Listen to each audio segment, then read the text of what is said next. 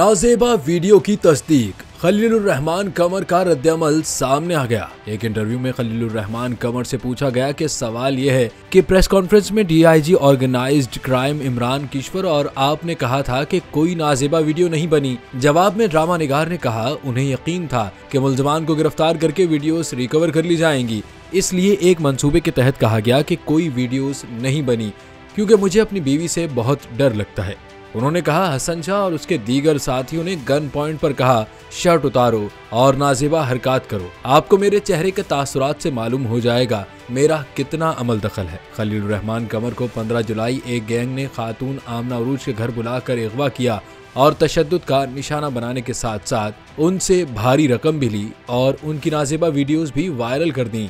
खलीलुर रहमान को honey trap करने का मंसूबा बनाने वाले मुल्जिम हसन शाह ने इस बात का इंकशाफ किया।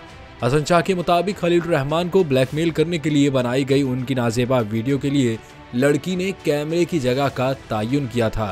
ड्रामा निगार ने 21 जुलाई को इस वाक़े की FIR दर्ज करवाई, जिसके बाद पुलिस ने पहले आमना उरूज को गिरफ्तार किया और बाद अज़ां हनी ट्रैप का मास्टरमाइंड हसन शाह को भी पेशावर से गिरफ्तार कर लिया गया था।